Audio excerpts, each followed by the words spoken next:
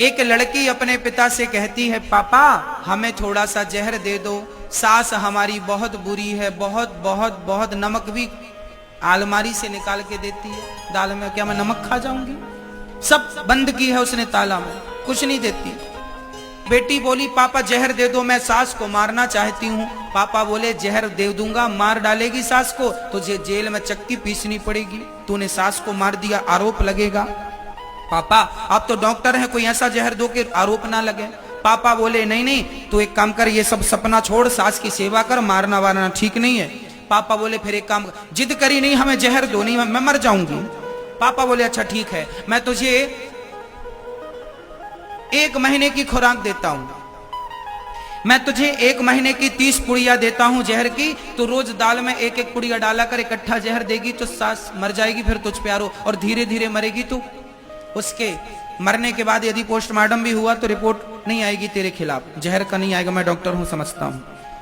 अब लड़की अपनी झोले में 30 पुड़िया लेके चली, सास की दाल में रोज 1 पुड़िया डाल देती, और पिता ने यह कहा है कि 1 महीने तक तुझे सास की खूब सेवा करनी है, ताकि लोगों को लगे कि ये तो बहुत सेवा करती थी, ये थोड़ी जहर दे के मारेगी, तुझे विश्वास जीतना होगा।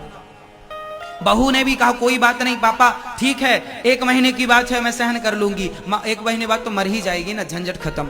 अब वो वाई पुड़िया लेके दाल में पुड़िया मिलाए और सास की खूब सेवा करने लगी। रात को पांव दबाती है, सास की थाली धुलती है, सास के कपड़े धुलती है, सास की हर बात मानती है। सास को लगा मेरी बहू को क्या हो गया, बात अभी तक तो बिल्कुल नहीं मानती थी, अब तो बहुत बात मानने लगी। अब तो सास ना, जब सास का उसने सम्मान किया, पांव, अच्छा सास को पता नहीं कि ये पुड़िया मिला रही है, सास को लगा इसका स्वभाव बदल गया, भगवान की कृपा हो गई।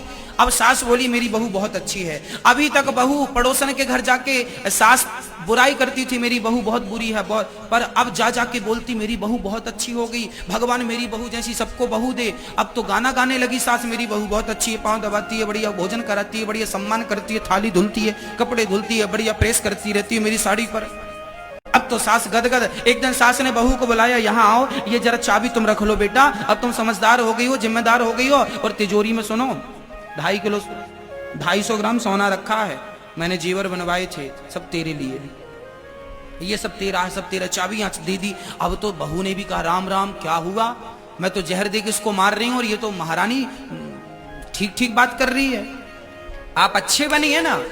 धीरे धीरे सास बिल्कुल नॉर्मल हो गई। अब तो बहू का भी धीरे धीरे मन सास में लगने, मेरी सास, अब तो कभी सास कहती, आज तू बर्तन नहीं धुलेगी, आज मैं धुलूंगी, तू रोज काम करती, थोड़ा आराम कर, और आज मैं तुझे बना के पराठे बना के सास खिला रही है बहू को, ले बेटा और खा, गरम गरम और खा। अब बहू को बड़ा अच्छा लगा, मेरी सास तो माँ जैसी सेवा करती है। अब तो बहू का प्यार सास से हो गया, सास का प्यार बहू से हो गया। दौड़ी दौड़ी पापा के पास गई, पापा पापा वो जहर की गोली रद्द करो, कोई ऐसी दवाई दो, मेरी सास मरनी नहीं चाहिए।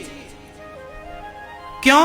अरे मेरी सास तो बहुत अच्छी है, मैं उसे गलत समझती थी, मैं ही थोड़ा चिड़चिड़ी थी तो सास समझती नहीं थी, अब बहुत अच्छी हो गई मेरी सास, तो माँ की तरह मुझे पराठे खिलाती है, मेरी साड़ी तक धुल देती है, कभी कभी मैं उसकी साड़ी में प्रेस करती हूँ तो बोलती तू थक गई होगी, ला मैं तेरी साड़ी में कर दूं। तो अब तो मिल बांट के काम होने लगा, बहुत अच्छा होने लगा, घर स्वर्ग बन गया। पापा आप ऐसी दवाई दो, मेरी सास मरनी नहीं चाहिए, मेरी उम्र भी उसको लग जाए। पापा ने कहा, बेटा मैंने तुझे जो दवाई दी थी वो जहर की नहीं थी, मैं तो चूर्ण की दवाई तुझे दिया था, चिंता मत कर, नहीं मरेगी तेरी सास, वो तो चूरन था, मैंने हाजमौला पीस पीस के दे दिया था, 30 पुड़िया बना के।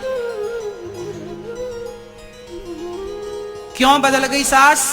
क्योंकि बहू बदल गई। हम सोचते हैं तुम हमारे साथ अच्छा व्यवहार करो, भाई वो अच्छा व्यवहार नहीं करेगा, तुम शुरू करो ना, आप अच्छे बनो, सब अपने आप अच्छे हो जाएंगे।